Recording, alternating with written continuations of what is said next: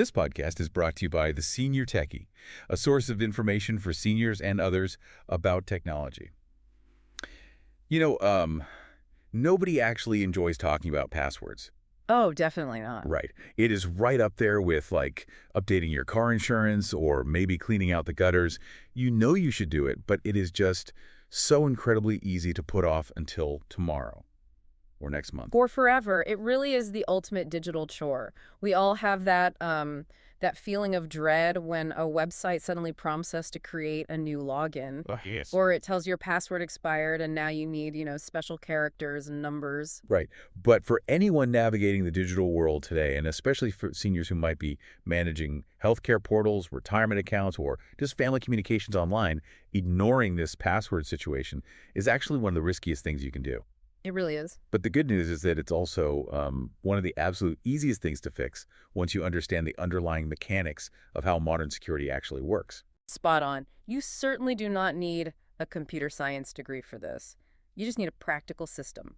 So today on the Senior Techie podcast, our mission is to guide you and maybe your family members or caregivers who help you out through a completely no-stress, tech jargon-free system for locking down your logins. And handling those forgotten accounts, too. Yeah, and doing a simple annual account checkup. We have pulled together a massive stack of sources for this conversation. We're looking at cybersecurity research, dark web statistics about how data is bought and sold, and practical guides from the Senior Techie. It is a lot of information to synthesize, but there is a very clear narrative that emerges from all these sources. And to actually solve this headache, we first have to unpack why the habits that worked perfectly well 20 years ago are suddenly a massive security liability today. Right. Because back in the early days of the internet, the advice was all about memorization. You came up with one really complex password. Maybe it was your dog's name, the year you were born, and an exclamation point. Yeah, and you just used everywhere. Everywhere. That is a crucial starting point.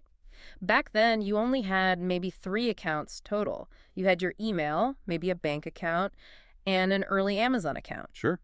Memorizing one complex password made total logical sense for human beings. But the digital landscape shifted drastically, and nobody really sent us the memo. Today, think about a very common scenario. You decide to sign up for a small recipe website just to save a casserole dish. Or maybe you buy a one-time gift from a boutique online store.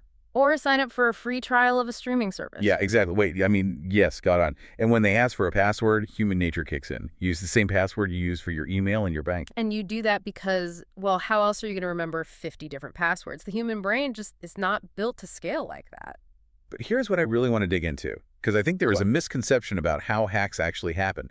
If I use my standard password for a tiny recipe website and that small website gets hacked, how does that affect my bank account? That is the million-dollar question right there. Because the hackers don't know I bank at Chase or Wells Fargo, right? Yeah. So what is the actual mechanism? Well, people often picture a hacker in a dark hoodie, sitting at a keyboard, manually trying to guess where else he might have an account. Right, like in the movies. Yeah, but that is not how it works anymore. The attackers are using sophisticated automated software in a process called credential stuffing. Credential stuffing. Break that down for us. So when that small recipe site is breached, because let's face it, they probably do not have the cybersecurity budget of a major bank, the attackers steal a massive database. Oh, well. They now have your email address and they have your go-to password. They take those 2 pieces of information and feed them into a bot network. Just automated programs? Precisely. And these operate at lightning speed. They will test your specific email and password combination across thousands of major websites, every single bank, every healthcare provider, every major retailer in a matter of milliseconds. So it isn't personal at all. It is literally just a machine trying the same key in thousands of locks simultaneously, hoping one turns. You hit the nail on the head. The bots know that a huge percentage of people reuse passwords.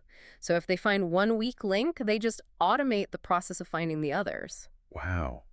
The Senior Techie emphasizes that reusing passwords is what makes it dramatically easier for these automated systems to access your private info. To visualize this risk, it's as like using the exact same physical key to unlock your front door, your car, your safe deposit box, and your gym locker. Oh, that's a great analogy. Thanks. Because for a while, it feels incredibly convenient to only carry one key. But if you accidentally leave that one key at the gym, your entire life is compromised. They can drive away in your car and walk right through your front door. Which means the root of the problem is not that you are being careless. Right. The root of the problem is that human memory cannot securely manage 50 different complex passwords. Which means we need to transition to a tool specifically designed to do the remembering for us. We need to talk about password managers. Yes, we do. But let's take this slowly, because I know the term password manager sounds intimidating and, frankly, a bit abstract to a lot of people. It really can be. But a password manager is fundamentally just a highly secure digital vault. It acts as your digital safe deposit box. Okay. It stores all your current passwords securely, and when you create a new account, the manager generates a strong, completely random password. Like a bunch of gibberish. Yeah, something like 16 random letters, numbers, and symbols that no human would ever memorize. It saves it. Then, the next time you visit that site, the vault automatically fills it in for you. Okay, hold on. If the password manager is just automatically filling in my password when I go to a website, what stops a malicious fake website from stealing that password the second I land on their page? What do you mean? Like, if I click a bad link in an email that looks, identical to my bank, won't the manager just hand over the keys? That is an excellent question, and it actually highlights one of the hidden superpowers of a password manager. Yeah. The manager doesn't look at the visual design of the website. It looks at the underlying URL, the exact web address. Oh, I see. So if you click a link that takes you to, say, chasebankloginsecure.com instead of the real chase.com, your human eyes might be fooled by the logos and the blue colors.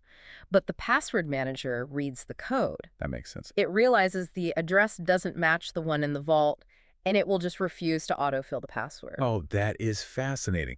So it actually protects you from phishing scams because the software is just immune to visual trickery.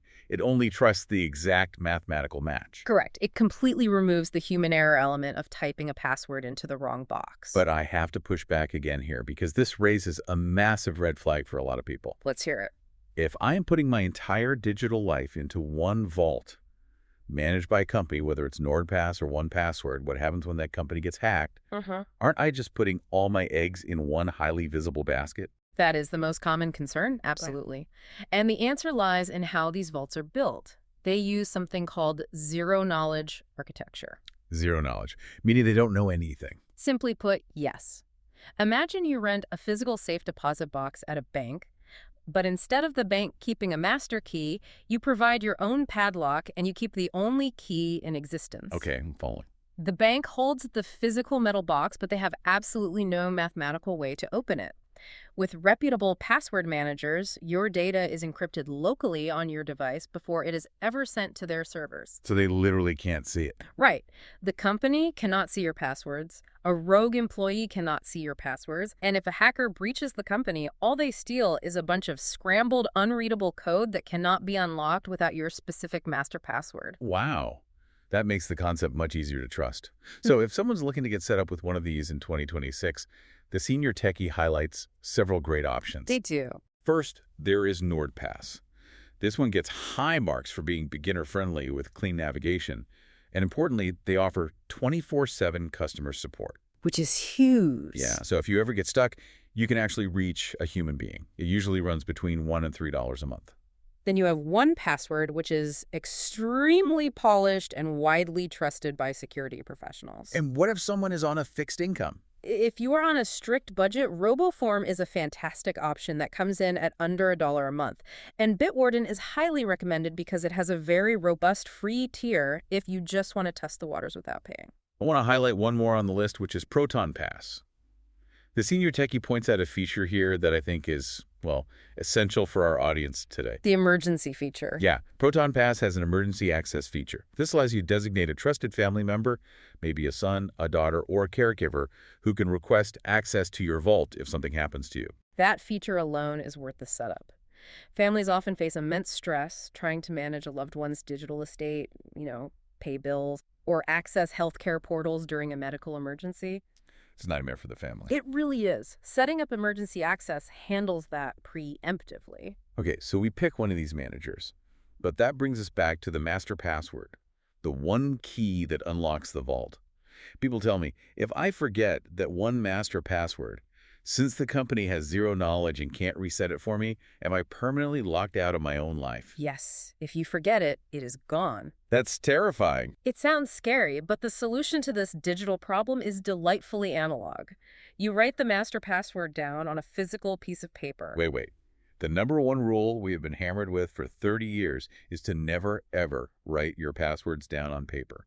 Now you're saying I should write the keys to the entire kingdom on a sheet of paper. I am. This is the one strict exception, and it has to do with understanding threat models. You don't write it on a sticky note attached to your monitor, Yes. obviously. You write your master password on paper, and you lock it in a fireproof box, a physical safe, or a secure drawer right alongside your birth certificate, your will, and your property deed.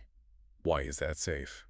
Because a hacker operating a bot network from halfway across the world cannot physically walk into your home office and open your drawer.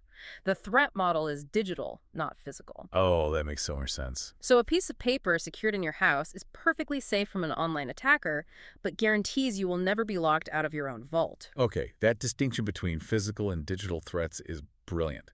So we pick a manager, write the master key down, and lock it up. Now we have to actually populate the vault. Right, the setup phase. And the fear here is that you have to sit at your computer for 12 hours straight, manually typing in old passwords until your eyes cross. Please do not do that. That sounds miserable. So what's the alternative? The strategy here is organic collection. Just install the password manager on your phone or computer and go about your normal life. Over the next few weeks, as you naturally log into your email, your bank, or your favorite shopping site, the software will pop up and ask, "Would you like me to save this?" And you just click yes. You click yes. Within a month, it will have captured the vast majority of your active day-to-day accounts with zero marathon data entry required. I like that. Let the software do the heavy lifting.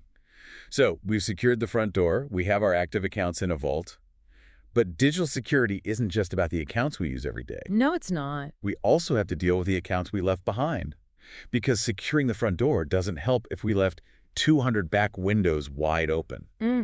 We need to talk about the ghost town of forgotten accounts. This is a major blind spot for most people. The statistics from the research are genuinely staggering. The average person has over 240 online accounts tied to a single email address. 240. When I first read that, it sounded absurd. I know, it sounds way too high. But realistically, when you think about every digital breadcrumb you've left over the last 10 or 15 years, I mean, the app you downloaded for one specific vacation to check flight statuses, Right. the online forum you joined to ask a single question about repairing a lawnmower, every holiday purchase from a random boutique, it adds up rapidly. It really does. And every single one of those dormant accounts is a small security liability. How so? If that random flower delivery site you used in 2018 gets hacked today, your email and whatever old password you used are now in a hacker's database. If you reuse that password, you are exposed.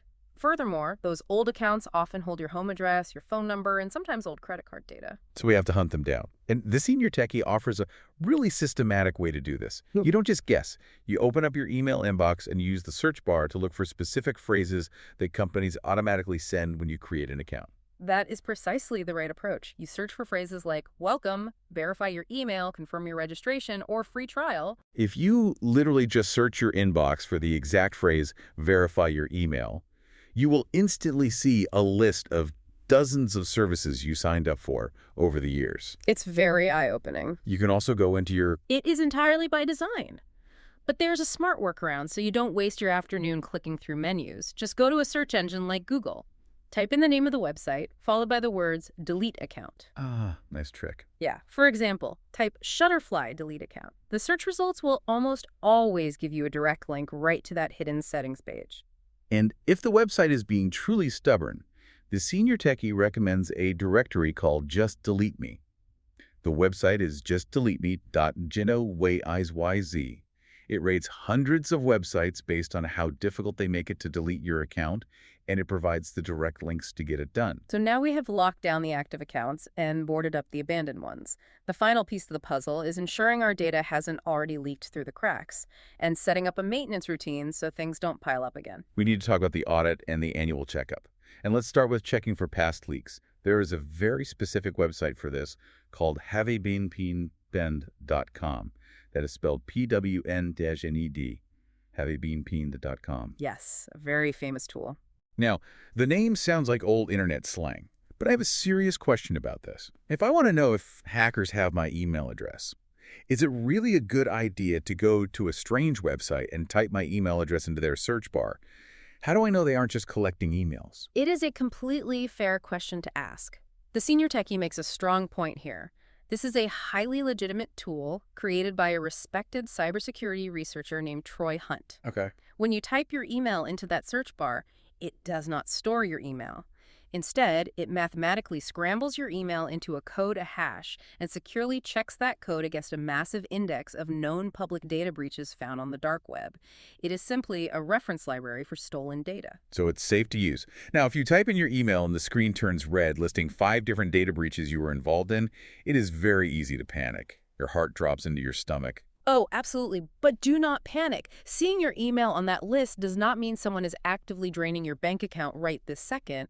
It simply means that at some point in the past, a database containing your email and likely a password was leaked. The action item is straightforward. If you see your email associated with a breach on a specific site, you just go change the password for that site. Yeah. And if you use that same password anywhere else, you update those too using your new manager. Wait, I mean, that is 100% correct. And in addition to Have Been Pwned, Google actually offers a free security checkup tool. Yes. At myaccount.google.com/security-checkup, it walks you through all your connected devices and recent activity. It takes maybe 5 minutes, and with one click, you can revoke access for any app you don't recognize. Which sets us up for the maintenance routine. I think of this just like getting your car's oil changed. It is a simple preventative measure. The Senior Techie breaks it down into a 30-minute annual checkup routine. Very manageable. You can do this every January. Maybe tie it to your birthday. Step 1, check your email addresses on Have Been Found. Step 2, run the Google security checkup. Step 3, search your inbox for the word unsubscribe and clear out junk or close old accounts. And step 4, open up your password manager and update any passwords it flags as weak. The very first time you do this, it will take a little longer because you are clearing out a backlog. But every year after that, it is incredibly fast. And the psychological benefit here is paramount. Peace of mind. Exactly. The goal in cybersecurity isn't to build an impenetrable digital fortress. Perfection doesn't exist. The goal is simply to be a harder target than the next person. It's the old joke about outrunning the bear in the woods. You don't have to outrun the bear, you just have to outrun the person next to you. Precisely. By taking these steps, you are lacing up your running shoes. The automated bots are looking for easy wins. They want the person using the same dog's name on 50 sites. By using a vault, you put yourself in the not worth the effort category. You are making yourself a difficult target, which is fundamentally the best defense you can have.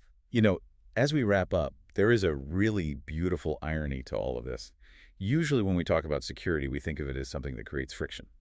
Right, like an inconvenience. Yeah, we assume better security means more complicated rules, more padlocks, and just making daily life more tedious. But setting up a password manager actually makes the internet profoundly easier, especially for seniors. The daily friction completely vanishes. Spot on. There are no more endless forgot password email loops. No more staring at the screen, trying to remember which slight variation of a capital letter or symbol you use for one specific portal. The manager just handles it. It handles all of it. It does the typing. It remembers the math. That daily ease of use is well worth the hour it takes to set up the system. It gives you your brain space back, empowering you to actually utilize the internet without that underlying anxiety. It really does. And as a final thought to mull over, we have spent this entire conversation talking about managing passwords. But if you look at where the technology is heading, the industry is quietly building a future where passwords don't exist at all. Passkeys. Yeah. They are rolling out something called passkeys, which use your physical device and your fingerprint or face to log in, completely eliminating passwords. We aren't fully there yet, but getting comfortable with the digital vault today is the exact stepping stone you need to seamlessly transition into that passwordless future tomorrow. This podcast was brought to you by The Senior Techie. It's available on Apple Podcasts, YouTube, and Spotify. If you'd like to receive their free newsletters, you can subscribe by going to subscribe.theseniortechie.com.